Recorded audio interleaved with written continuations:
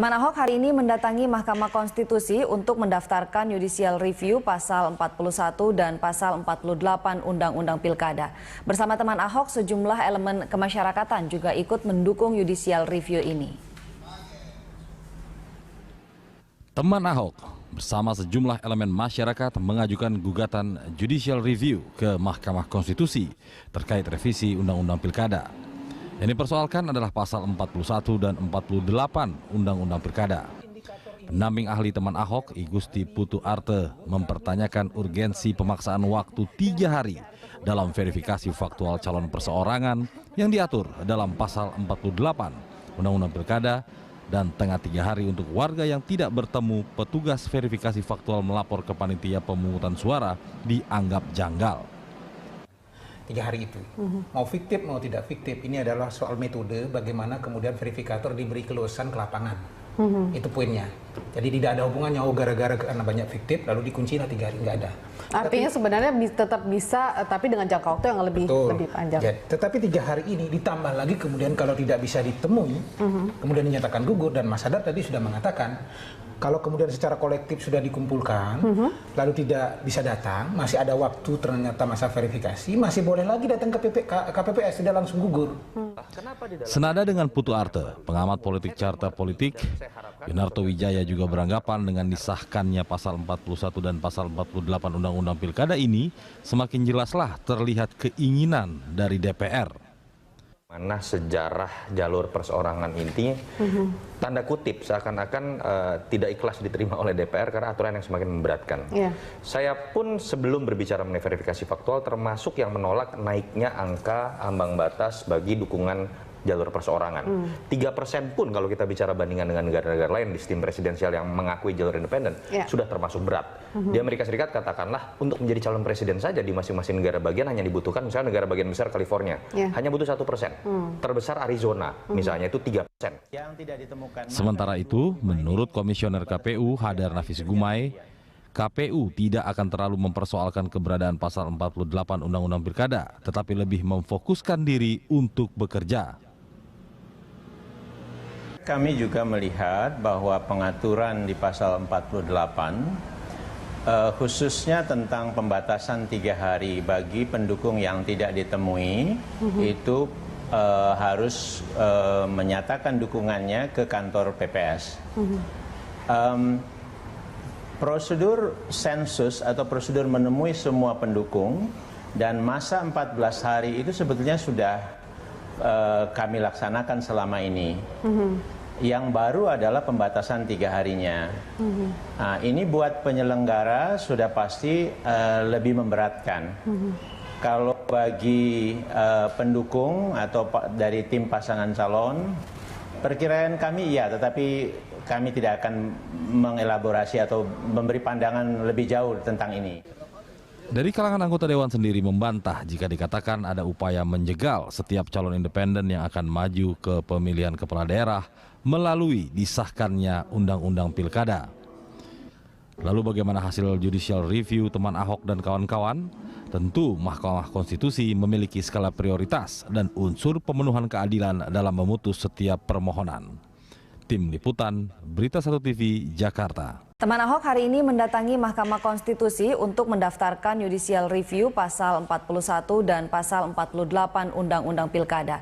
Bersama teman Ahok, sejumlah elemen kemasyarakatan juga ikut mendukung judicial review ini.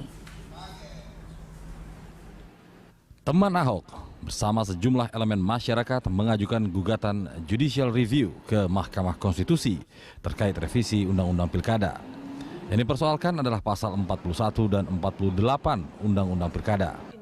Pendamping ahli teman Ahok, I Gusti Putu Arte, mempertanyakan urgensi pemaksaan waktu 3 hari dalam verifikasi faktual calon perseorangan yang diatur dalam pasal 48 Undang-Undang Pilkada dan tengah 3 hari untuk warga yang tidak bertemu petugas verifikasi faktual melapor ke panitia pemungutan suara dianggap janggal.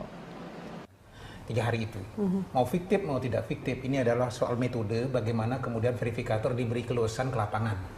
Itu poinnya. Jadi tidak ada hubungannya, oh gara-gara karena banyak fiktif lalu dikunci 3 hari, nggak ada.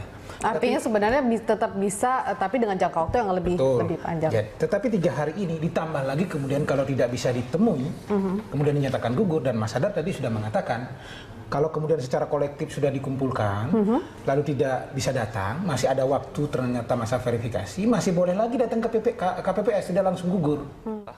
Senada dengan Putu Arte, pengamat politik carta politik, Yunarto Wijaya juga beranggapan dengan disahkannya pasal 41 dan pasal 48 Undang-Undang Pilkada ini, semakin jelaslah terlihat keinginan dari DPR. Mana sejarah jalur perseorangan inti, tanda kutip seakan-akan tidak ikhlas diterima oleh DPR karena aturan yang semakin memberatkan. Saya pun sebelum berbicara mengenai verifikasi faktual termasuk yang menolak naiknya angka ambang batas bagi dukungan jalur perseorangan. 3% pun kalau kita bicara bandingan dengan negara-negara lain di sistem presidensial yang mengakui jalur independen sudah termasuk berat. Di Amerika Serikat katakanlah untuk menjadi calon presiden saja di masing-masing negara bagian hanya dibutuhkan, misalnya negara bagian besar California hanya butuh 1%. Terbesar Arizona misalnya itu 3%.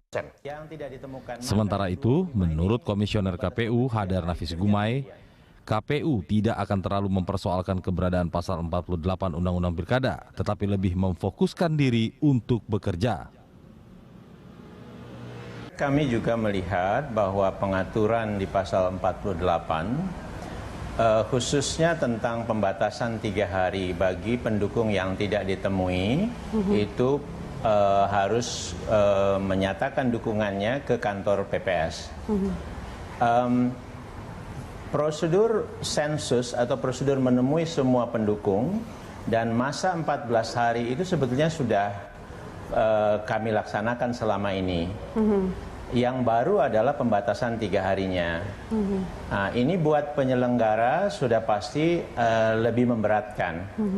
Kalau bagi pendukung atau dari tim pasangan calon, perkiraan kami iya, tetapi kami tidak akan mengelaborasi atau memberi pandangan lebih jauh tentang ini.